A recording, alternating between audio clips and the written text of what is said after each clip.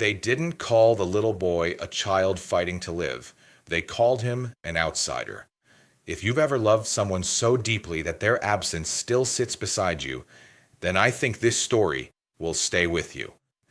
And before we begin, please subscribe to the channel and turn on the bell so you won't miss the stories here that bring comfort, clarity, and a little company for the road we all walk.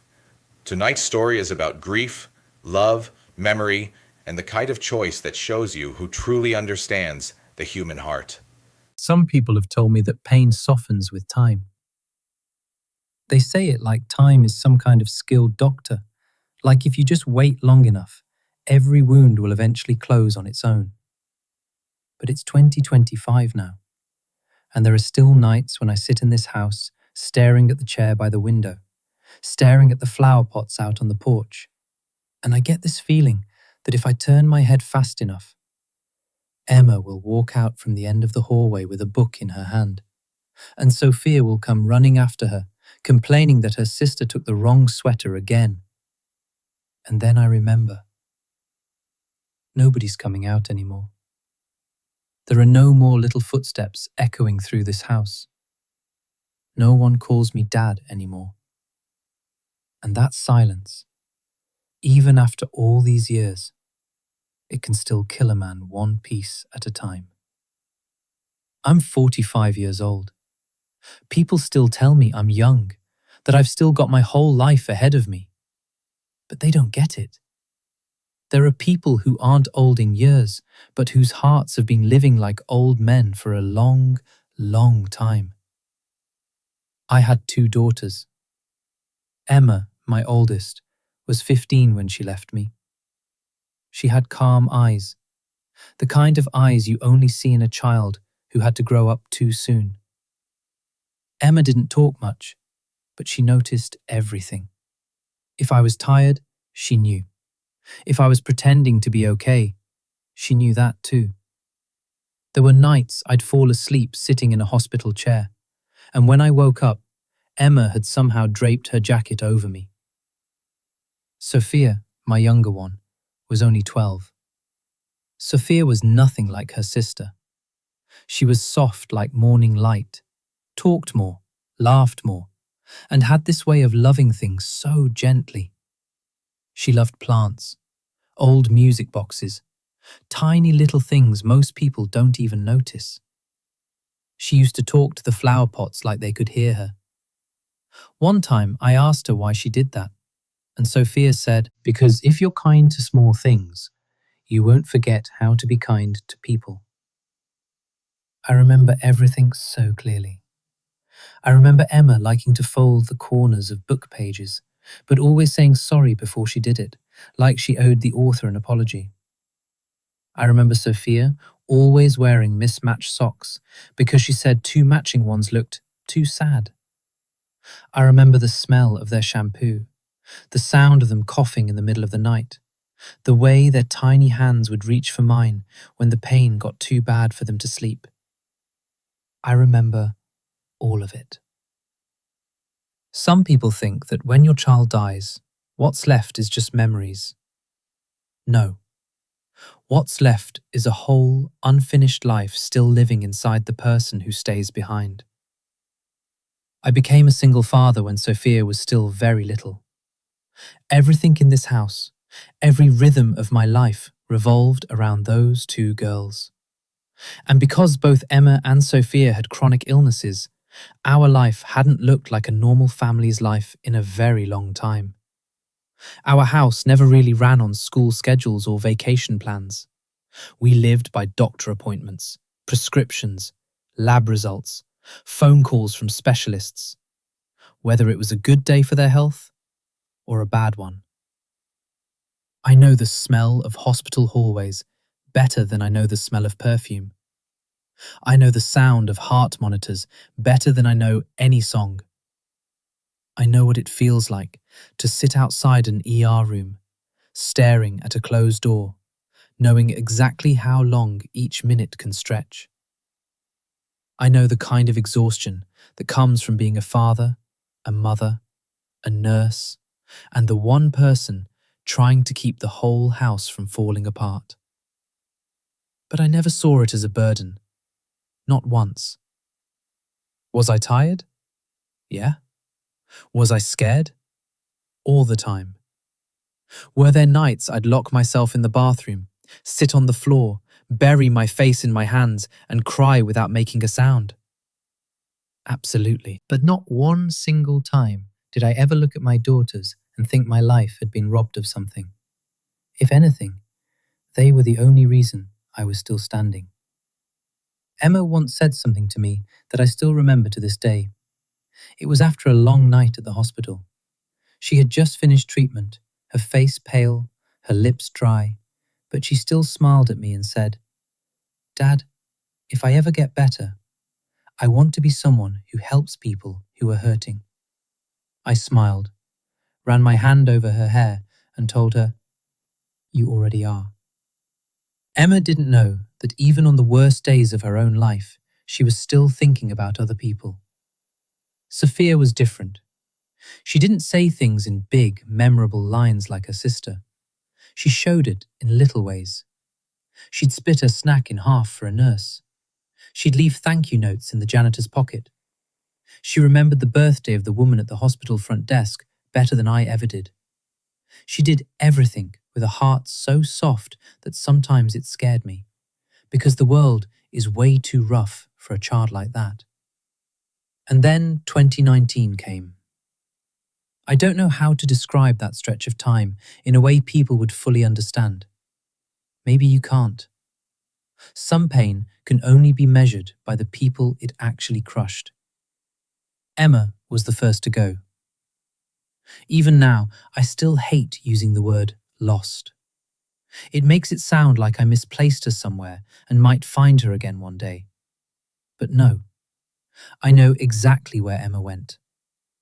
I remember the day the doctor looked me in the eye before speaking.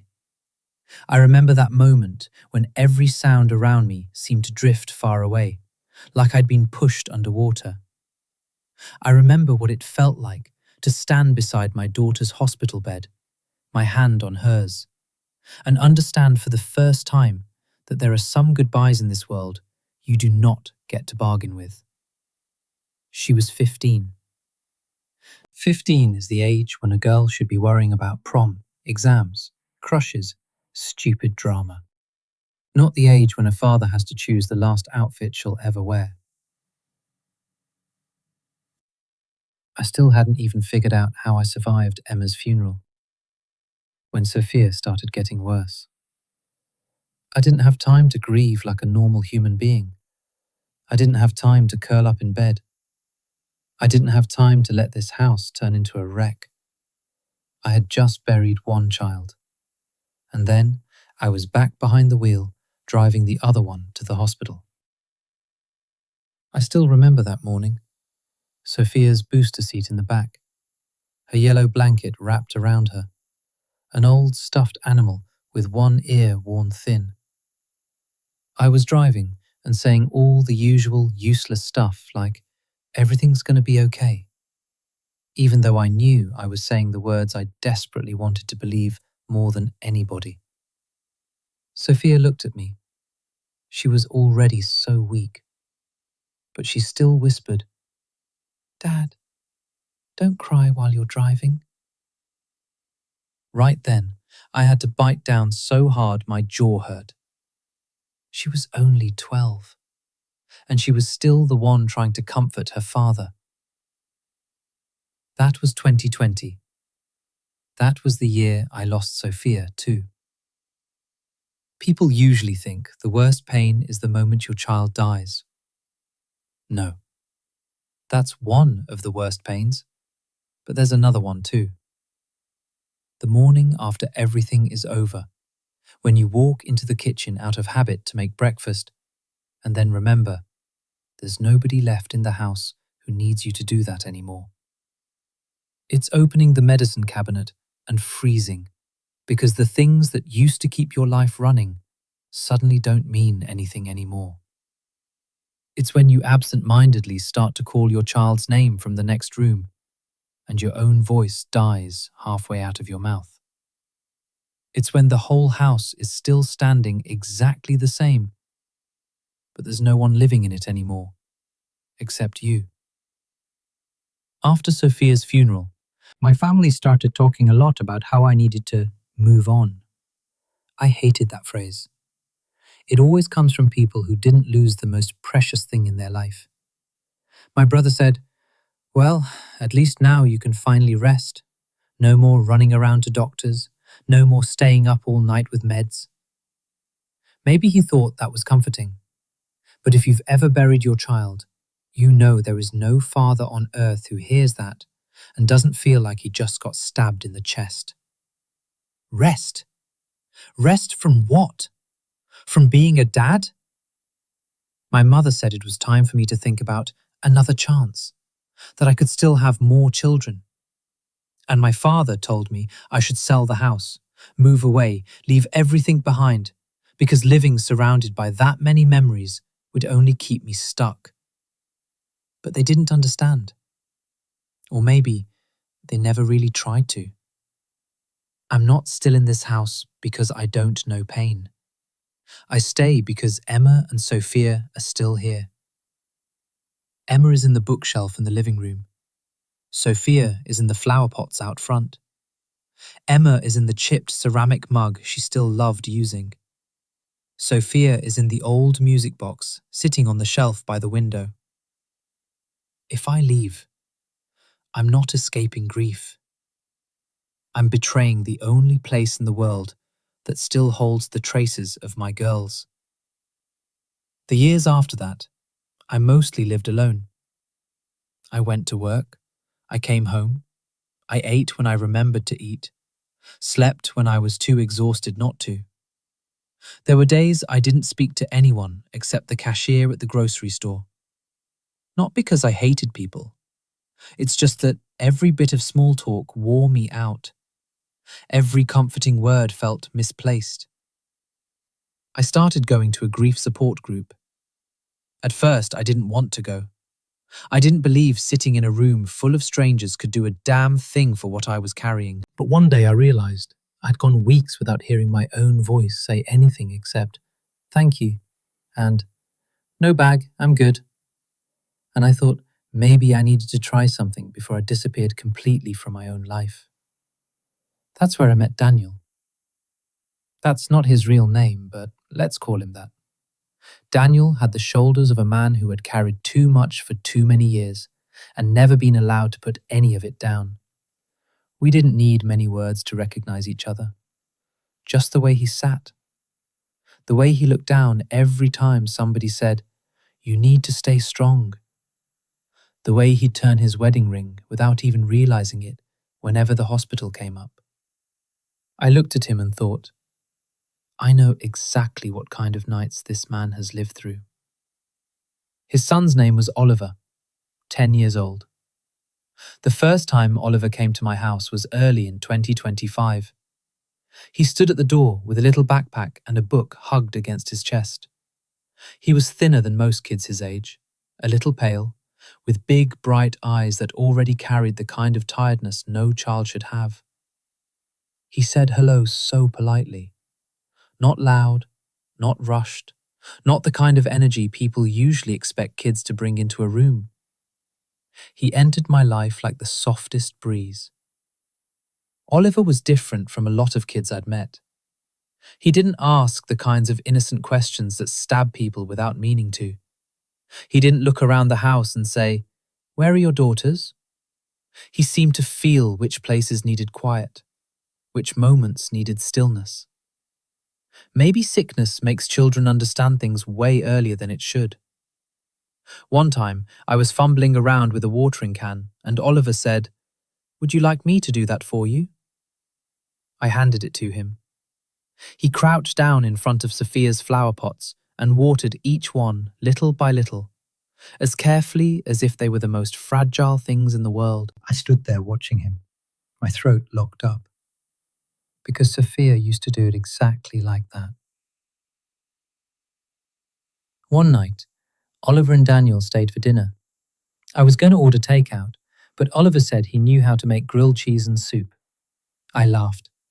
Didn't totally buy it. 10 minutes later, my kitchen smelled like butter and toasted bread. He stood on a little step stool so he could reach the stove, flipping sandwiches with a level of seriousness that was almost funny. When he brought the bowl of soup to the table, he said, "My dad says when somebody's sad, hot food helps more than words." I sat down, looked at that bowl of soup, and had to turn my face away for a minute.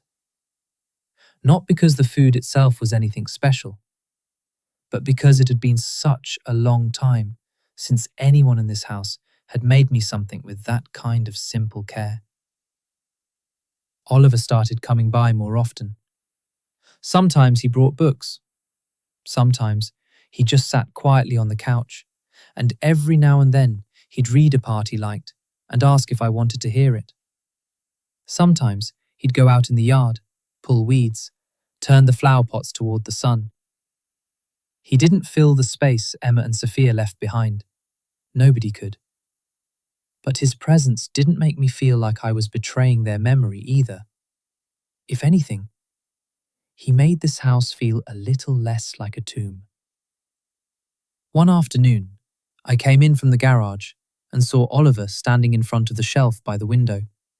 Sophia's old music box was there. I hadn't touched it since she died. The winding mechanism had jammed. The lid sat crooked. One side of the paint had chipped off. I couldn't bear to throw it away, but I also couldn't make myself fix it. Every time I looked at it, it was like I could hear Sophia laughing somewhere just behind me. I froze in the doorway. Oliver looked up, a little worried, like maybe he'd touched something he wasn't supposed to. He said softly, "I'm sorry. I saw the lid was crooked, so I tried to fix it." Then he gently turned it. The old melody came out, shaky but whole. For a second, I couldn't breathe. I just stared at that music box and saw Sophia all over this room. Saw her sitting cross-legged on the floor, begging me to wind it one more time because this song feels like the sky is telling a story. Oliver looked at me for a moment and then said something I still remember word for word. "I think Sophia wouldn't want it to be forgotten." I had to turn away. Because all these years, the adults around me had only ever told me to leave it behind, clean it up, move on, put it away, forget it. And the only person who stood in my house and told me my daughter should not be forgotten was a 10-year-old boy. Right in that moment, something inside me cracked. Not in a bad way. More like a sheet of ice that had been frozen solid for too many years finally found a place to melt. That night, after Daniel and Oliver went home, I sat alone in front of that music box for a long, long time. Then I opened the drawer of an old cabinet in my study, the one where I kept Emma's things I'd never been strong enough to sort through. There was a book in there, some notes, a few photographs, and a folded scrap of paper. I had read it before, but that night I read it again. It was Emma's handwriting. She had written, "If I can make somebody hurt a little less, I think I should, because everybody's carrying something heavy you can't see." I sat there motionless with that note in my hand. Emma wrote that while she was still alive. Maybe after a therapy session. Maybe after seeing somebody cry in the hospital. I don't know. But every word felt like it was cutting straight through all the grief that had hardened inside me. A few days later, Oliver was admitted to the hospital. The surgery he needed had already been delayed too long because of money. Daniel and I sat in the hallway. I recognized the way he kept looking at the electronic board, then at the doctor's door, then at his banking app, before shoving the phone back in his pocket, like even looking at the numbers made the debt worse. He had been trying to make it work for months, working extra shifts, borrowing money, selling things off, Still not enough. And Oliver's condition couldn't wait any longer. He told me all that in a voice so low it sounded like he was ashamed of being helpless. A father ashamed that he couldn't afford to save his child. If you're a parent, you understand how that kind of feeling can crush a person's dignity into the ground. I looked through the little window in the door. Oliver was lying in that hospital bed, too small in all that white bedding. I could see his hand resting on his chest. That tiny hand had watered Sophia's plants, had made grilled cheese in my kitchen, had picked up that music box with a gentleness a lot of adults don't have. And then I thought of Emma, of that little note, of Sophia, of the emergency fund I had once set aside for my youngest girl. After Sophia died, the money was still there. I had never touched it. Nobody knew how I carried that money in my heart. To everybody else, it was just emergency money that had never been used. To me, it was the last piece of love I still had left in a form I could hold. It was the thing I had once kept for the day my daughter needed to be saved. But my daughter was never going to have that day. I sat in the hospital parking lot alone for a long time that day. I thought about Emma, thought about Sophia, thought about every time I had wished for just a little more time, a little more hope, one more door opening instead of closing. I couldn't save my daughters. That is a truth that will stay with me until the day I die. But that day, for the first time in years, I understood something. I could still save somebody. Not to replace Emma or Sophia, not to fill the empty space, but because the love I had for my girls never went away. It just didn't know where to go anymore. And maybe this was exactly where it was meant to go. I went back to the hallway, sat down next to Daniel, and told him I was going to cover Oliver's surgery. He turned and looked at me like he thought he'd heard me wrong. So I said it again, clear, calm, and then he started crying. Not loudly, not dramatically, just like a man who had been holding himself together for way too long and finally couldn't anymore. He covered his face with both hands, his shoulders shaking, and I sat next to him with my hand on his back, feeling my own heart hurt and, strangely enough, feel peaceful. I told him, think of it as a gift from Emma and Sophia to Oliver. And when I said that, I wasn't trying to sound poetic. I meant it, with everything that was left in this father's heart. The surgery was scheduled. The next day, Oliver wrote me a card in his neat little handwriting. He thanked me. He wrote that he knew I loved my daughters very much, and that he was going to try his best to live well so that gift wouldn't be wasted. The last line in the card said, I think Emma and Sophia must have been really wonderful. I got to that line and had to set the card down. My hand was shaking. Not everyone understands that sometimes the thing that saves a person who's drowning in grief isn't some grand piece of advice, but one small sentence spoken from a clean heart. I didn't tell my family about any of this, not because I was ashamed, but because deep down, I knew they wouldn't understand. And then one day, they came over. My brother got there first, then my mother. The conversation didn't start out like anything unusual, but like always, it drifted pretty fast toward money. My brother started complaining about the house, about repair costs, about how expensive everything had gotten. He said the roof and kitchen needed work, and if he waited any longer, it would cost even more. My mother listened for a while. Then, like something suddenly occurred to her, she turned to me and brought up Sophia's emergency fund. She asked if I could help my brother. I remember exactly how that felt. Not shock, something colder than that, running straight down my spine. I looked at my mother, then at my brother, one of them talking about my daughter's fund like it was just some savings account, the other nodding along like that made perfect sense. I told them the money was gone.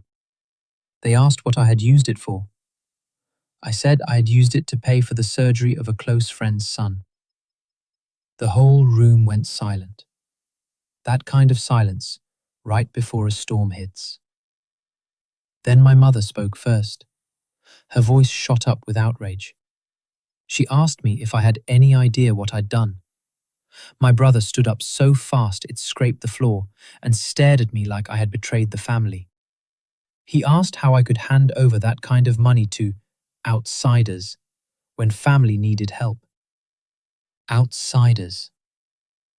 I heard that word and immediately saw Oliver in my mind, standing on that little stool in my kitchen, carefully flipping a sandwich.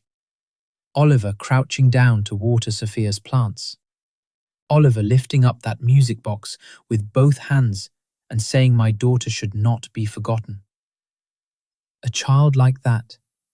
And to them, he was just an outsider. My mother started lecturing me in that tone she always used when she was sure she had the moral high ground. She said family is blood, that what I had done was crazy, that money should have been kept for family who are struggling, not thrown away on some kid I barely even knew. My brother said they had always been there for me. He said I was ungrateful. He said if I had money to throw at strangers, the first people I should have thought about were my own family. And that's when I understood something so painful, it went numb inside me. To them, the money I saw as the last piece of my love for Sophia was just a financial resource they could tap into. To them, my daughter's memory could be turned into a roof, a kitchen, tile, paint. To them, my grief had never been sacred. It was just something to step around on the way to what they wanted. I told them to stop. At first, I said it calmly. I told them Oliver was a child who needed a chance to live. I told them the money had gone exactly where it was needed most. I told them I didn't need their approval, just their respect for my decision. But they didn't stop. My mother kept saying I wasn't in my right mind after losing the girls. My brother took another step towards me and called me a bastard. He said I'd rather throw money at some near stranger kid than help my own flesh and blood. And right then, a very strange kind of anger rose up in me. Not hot anger, not reckless anger, something deep and cold. The kind of anger that comes when a person finally sees the truth of a thing. I said to them, "You either stop right now or you get out of my house." They still didn't stop. So I stood up, pointed at the door, and told them to get the hell out. My mother froze. My brother looked like he wanted to say more, but maybe something in my face told him that this time I wasn't going to bend. When the door slammed shut behind them, the whole house shuddered with that dry, hollow sound. And then it went quiet again. That night, my father called. He said I had gone too far. He said my mother and brother's reaction was completely understandable. He said I shouldn't treat family that way. He wanted to come over and talk in person. But I knew exactly what talk meant. It meant he'd come over, his voice getting louder and louder, telling me to be reasonable, telling me to ask for the money back, telling me blood comes first, telling me I was letting emotion make my decisions. But for the first time in years, I didn't feel like I owed anyone an explanation anymore. I sat in the living room with the phone to my ear, listening to him talk. And there was only one truth in my mind, clear as day. A 10-year-old boy who was a stranger to me, knew how to honor my daughter's memory. My own family didn't. Oliver had never asked me for anything. He never looked at me like I was a wallet. He never looked at my grief like it was some kind of resource. He walked into my home with a kind heart, and he left warmth behind. Meanwhile, the people who shared my blood walked in only to figure out how the remains of my daughter could be divided up. That night, after I hung up, I sat alone for a long time. Oliver's card was on the table. Sophia's music box sat by the window. Outside on the porch, the flower pots trembled softly in the wind. I picked up the card and read it again. Then I looked at the music box. Then I thought about Emma, thought about her note, thought about what Sophia used to say about being kind to small things. And in one very quiet moment, I felt my girls there with me. Not in some strange or supernatural way, but in the way the people we love most deeply keep living inside the biggest choices we make. And I realized the thing that kept me from turning completely to stone wasn't time. It was that, for the first time in a very long time, I had been allowed to do the thing a father is made to do. Protect a child. Save a child. Not let another child disappear just because the adults couldn't come up with the money. I couldn't save Emma. I couldn't save Sophia. That pain will stay with me forever. There will always be nights when I miss them so badly, it feels like my chest can't hold it. There will always be mornings when I wake up and hate this quiet house. There will always be Junes, birthdays, holiday seasons, songs, old clothes that knock me to the floor without warning. But now, inside that pain, there is something else too. A small point of light. A little peace. Because the love I had for my daughters didn't end in a cemetery. It didn't die with those headstones. It kept going. It reached Oliver. It gave another child a chance to live. If somebody asks me tomorrow whether I regret it, my answer will still be no. No, I do not regret using that money for Oliver. No, I do not regret throwing out the people who insulted that decision. No, I will not ask for that gift back, because that was not money spent in the wrong place. That was Emma and Sophia's love finding the right place to live. And if I had to choose 1,000 times over, I would choose the same way every single time. I would still look at a child lying in a hospital bed and say, "You deserve to live." I would still choose heart over greed. I would still stand on the side of what is right, even if my own family stands on the other side of it. There was a time I thought that after losing my daughters, the rest of my life was just leftovers. A life after the fact. A house full of old things. A man walking from one day to the next without really having anywhere left to go. But now I know that even the most broken hearts can still make something beautiful. Not because they stop hurting, but because they know what hurt is, and they don't want anybody else to have to carry it alone. Emma, Sophia, if somehow you can hear me, this is what I want to say. I still remember you, every single day. I still love you with everything I have. I never moved on the way people wanted me to. I didn't forget. I will never forget. But maybe, after all these years, I finally learned another way to carry you with me. Not just through tears, but by letting your kindness keep living in this world. It's late now. The house is still quiet. But tonight, that quiet doesn't feel exactly like death anymore. It feels more like a hand resting gently on my shoulder.